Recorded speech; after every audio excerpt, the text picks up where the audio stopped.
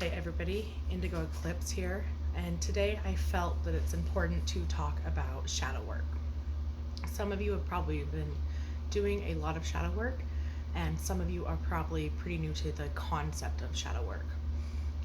Simply put, it's looking at the darker part of yourself and figuring out how to incorporate that and remove anything that doesn't serve you. So we all have this shadow part, the dark part, the bad habits, the bad coping mechanisms. There's so many different things. Triggers are definitely part of that. I'll do a separate video on them. But in spirituality, it seems to be at least with this new, spirituality movement, it seems to be very common to be, we all have to be love and light, peace and love and light, and it can lead to spiritual bypassing. We can't push all of those bad parts, the bad experiences, the bad emotions in boxes or however you guys do it. A lot of people, I know the box thing was what I did for years. A family member of mine who I love dearly was trying to be helpful when I was probably about 11. I had a pretty rough childhood, and so did they. And their advice was just when those bad memories come up, put them in a box and just lock the box away. And if they're really bad, just imagine a chain around the box, and that way you don't have to open it. So I did that for a very, very long time, and it didn't go well. I was very prone, and I still struggle with a lot of this stuff because I haven't completed my shadow work. I don't know if you ever truly do.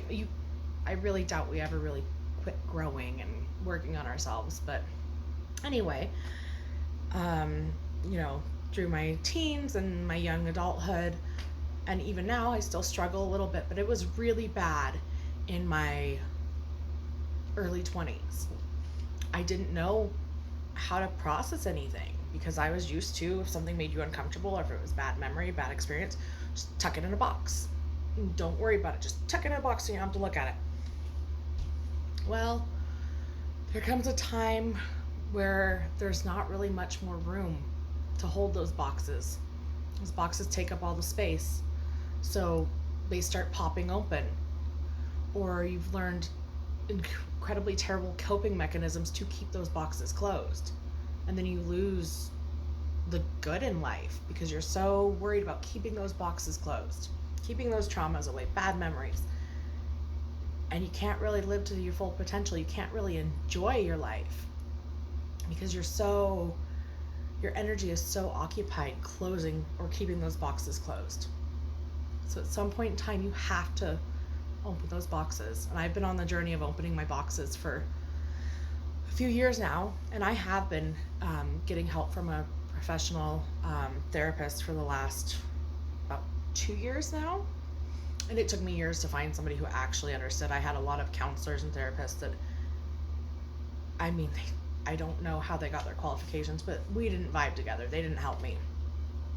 This one's helping me to learn to process emotions and traumas, and it's so important. And I know not everybody has access to that. I've heard there's a lot of programs coming out, and if you don't have access to them, that's okay.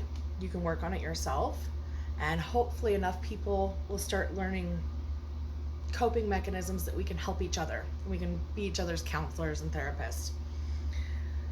But it's so important to start unpacking those boxes before that starts controlling your life, trying to keep those closed and process those emotions. And I know it can be incredibly difficult.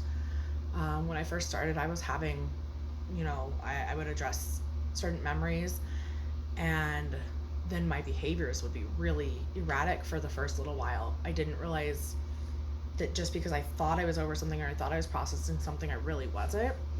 So it takes time, and you may have to go back to the same thing multiple times with the new knowledge you gain. But each time you start to release some of that, and it's not as simple as you go in your imagination and release the box or just say, oh, this was my trauma, I'm better now. No, you're going to have to work through the emotions that come with that experience. And the longer it's been packed up, the stronger those emotions are going to be, that you have to feel them. You don't have to stay in them, but you do have to feel them and process them. You have to find forgiveness for yourself.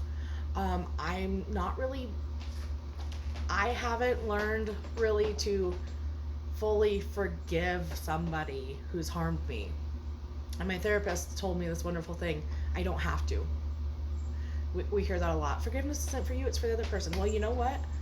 Sometimes you're not at a place yet where you can forgive that person. There's nothing wrong with you for that, as long as you can find it to forgive yourself.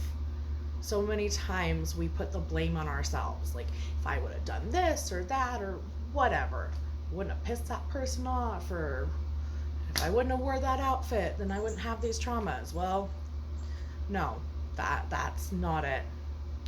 We had our experiences and they sucked. You can't blame yourself. You have to forgive yourself. You have to find that love for yourself. And I think I'm going to try to make some videos sharing some of the techniques for trying to work through some of that stuff. I feel like I've started rambling. The important part is you can't hold on to it forever. That takes up space for the good that can come into your life, and that will start controlling your life. We have to heal collectively, but it starts with on an individual basis. So I hope you understood where I was going with that. I think I will do some videos with some techniques, so look out for those. I'll be sharing those soon. Anyway, leave me some comments if this resonates with you. Don't forget, if you feel like it and you want to see more videos coming out, hit the like and subscribe. I will talk to you later, and best wishes on your journey.